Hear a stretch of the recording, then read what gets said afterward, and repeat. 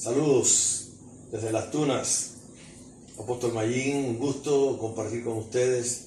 Reciban un saludo afectuoso, personal, de mi familia, de la iglesia, del ministerio. Contentos acá de compartir otra palabra aquí desde la casa, desde esta bendita cuarentena que nos ha tocado vivir en este tiempo. Quiero compartir la segunda parte de También los valientes caen.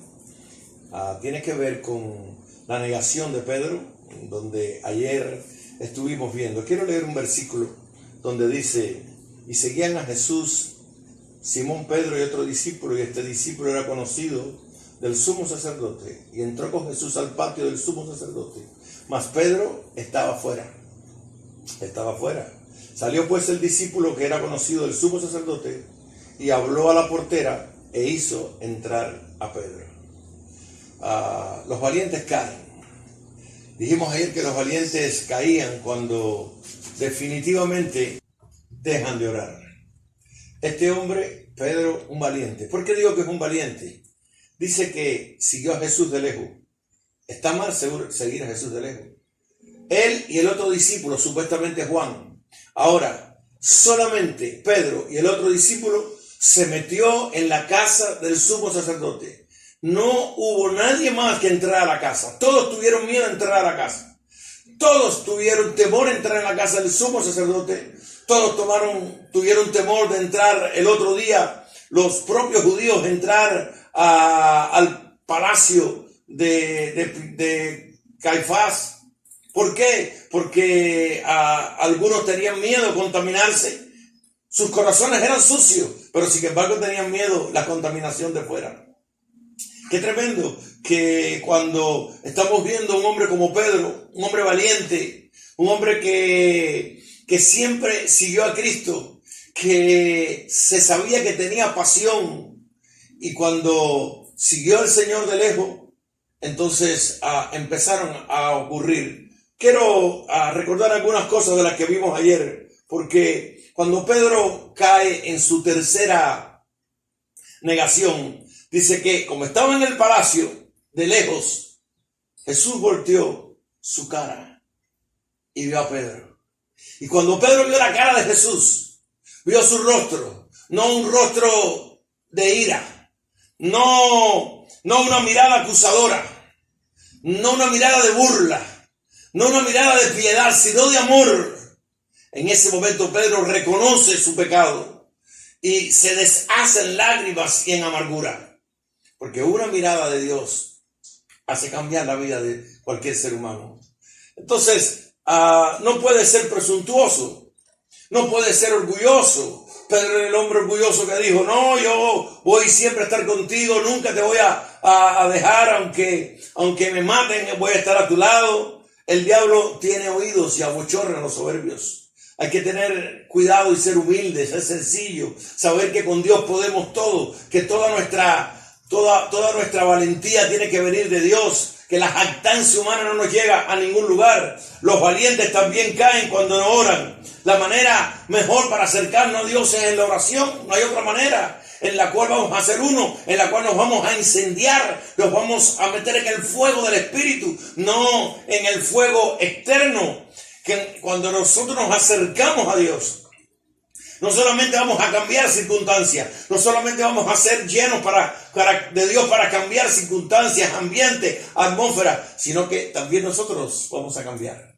¿Sabes qué? Tú puedes tener problemas con alguien, puede alguien haberte herido, tú puedes haber tenido el mayor conflicto con una persona, y a esa persona tú le puedes desear lo peor, pero métete en oración, comienza a orar por esa persona. Métete delante del Dios Todopoderoso con esa persona. Y cuando lleves una hora orando, le vas a regalar tu mejor ropa. Porque lo primero que hace la oración es cambiar a nosotros mismos. O sea, los valientes caen cuando no oran. Por eso siempre la oración nos va a acercar a Dios y nos va a cambiar y nos va a transformar. Porque la valentía, la santidad, la bondad, eso no depende de nosotros. Depende de Dios. Depende de cuando nos acercamos a Dios. Por eso es que nuestra relación con Dios decide. No hay hombre bueno, no hay hombre valiente, no hay hombre Todos los hombres buenos, valientes, honestos, son hombres que están cerca de Dios. Cuando el hombre se aleja de Dios, comienza a involucionar. No hay mujer buena, no hay mujer mala. La mujer buena es la que se acerca a Dios. Mira, la mejor de las mujeres se aleja de Dios y se convierte en la peor. La peor de las mujeres se acerca a Dios y se convierte en la mejor. Porque al acercarnos a Dios somos transformados de gloria en gloria. Al alejarnos vamos involucionando y vamos perdiendo todo lo que tenemos. Cuando Jesús se tiró a orar, Pedro lo vio, se arrodilló, y cuando en el huerto de Getsemaní se levantó y Pedro no pudo orar una hora, no lo reprochó, no lo maldijo, le dijo: Pedro, no has podido orar una hora, porque Jesús no quería que Pedro orara ni tan siquiera por él. Quería que orara Pedro por sí mismo, quería que Juan y Jacobo oraran por sí mismos, porque ellos lo necesitaban. Era algo que tenían ellos que crear dentro de su propio ser para poder serle fiel al propio Dios. Entonces, ellos fallaron. Sin embargo, Jesús no los llevó al huerto a que intercedieran por él. Los llevó para que fueran fieles en el momento de la prueba. Yo te recuerdo que con Jesús estaba Juan, estuvo Jacob y estaba Pedro. Jesús era el maestro. Él le enseñó siempre a orar. Pedro falló en ese momento, pero Pedro aprendió la lección.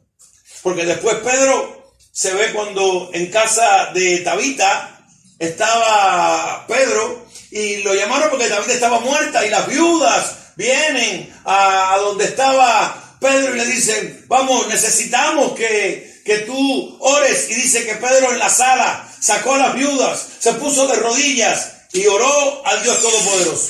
Porque Pedro aprendió de su maestro, aprendió a orar, lo vio orar en el huerto. Nosotros somos padres, somos maestros, tenemos que orar a nuestras iglesias y a nuestra familia a que entiendan que la oración es la llave para abrir todos los misterios del reino.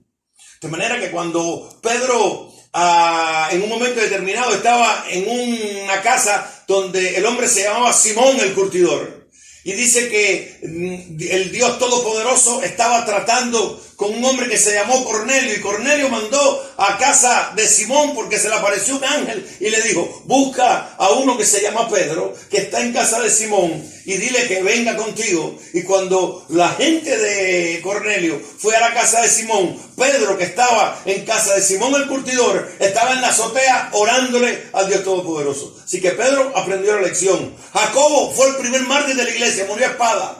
Por eso es que Cristo en el huerto le dice a Pedro: Pedro, guarda la espada. Murió a espada, lo llevaron a la cárcel, entendió, supo que allí tenía que haber orado. Juan, el último de los discípulos, desde la isla de Pasmo, oraba constantemente, recibe la revelación del Apocalipsis. Si tú quieres cumplir el ministerio en esta tierra, tienes que saber que la oración es clave para los que hagan. Los valientes caen, es la mejor manera de decir que caen cuando no son capaces de orar. Por eso es que cuando la Biblia dice: entonces, sacando a todos, Pedro se puso de rodillas. ¿Dónde? En casa de Tabita. Estaba muerta, pero hizo lo que aprendió a hacer de su maestro. Sacó a todo el mundo, sacó a los incrédulos, y de rodillas, como lo hizo Jesús en el huerto, se puso a orar. Entonces, Jacob muerto a espada, Juan en la isla de Pasmo, todos oraron. Ahora, no fue la oración la única deficiencia que tuvo Pedro. Pedro fue zarandeado en su fe. Y su fe, cuando no oras, tienes un problema. Pero hubo otro gran problema en la vida de Pedro. Cuando en Mateo 16 se habla por primera vez de la iglesia, Jesucristo, ya finalizando el ministerio, le dice a los discípulos: ¿qué les dicen los hombres que soy yo? Todo el mundo sabía lo que decían los hombres de Jesús. Sin embargo, sus discípulos, después de haber pasado años con Jesús, no sabían quién era Jesús. Y solamente Pedro recibe una revelación de el Dios de los cielos para saber que Jesús era el Hijo de Dios. Entonces Pedro dice, por revelación, le dice a Jesucristo: tú eres el Hijo de Dios. Y Jesucristo le dice, Pedro, eres bienaventurado.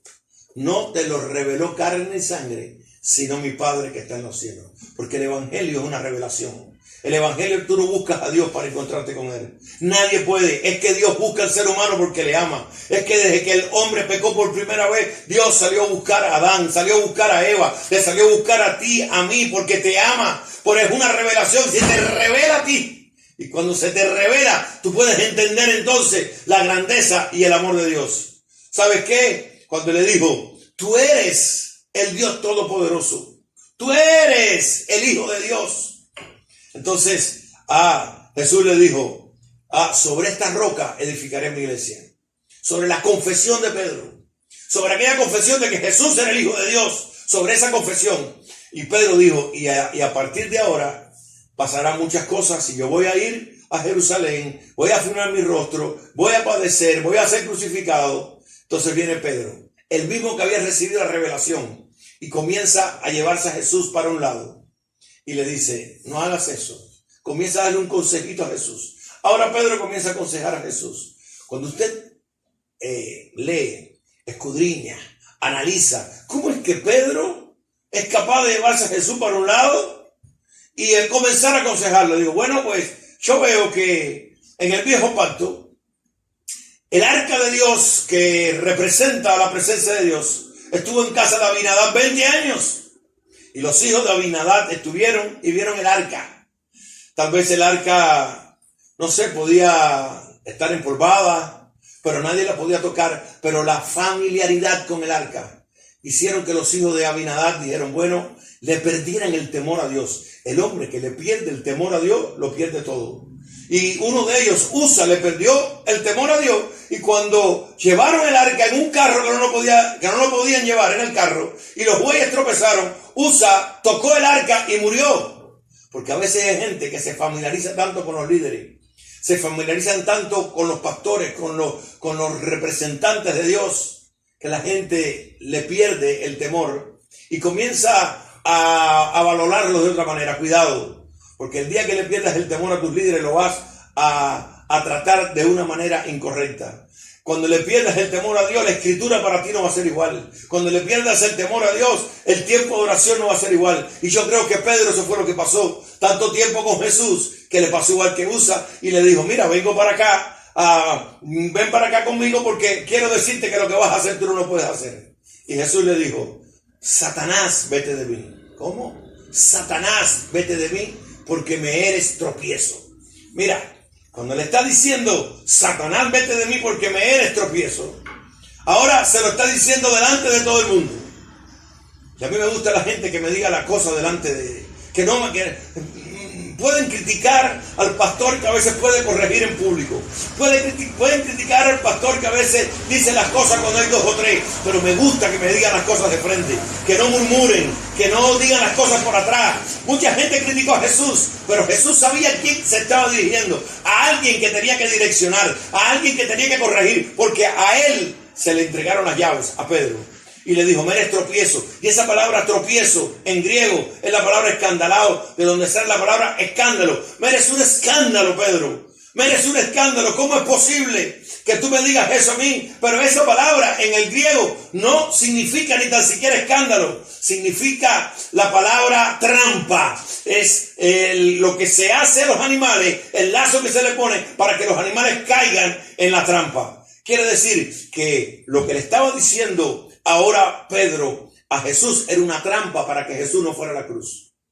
Mira, el que recibe la revelación ahora es el que la riega. El que recibe la palabra más poderosa es ahora el que el diablo se va a meter. Por eso cuando tú eres usado por Dios, tienes que cuidarte y orar más. Cuando eres usado por Dios, tienes que saber que el enemigo va a querer venir a ti. Porque ¿a dónde se va a meter Satanás? En aquel que es usado. No le interesa a los demás.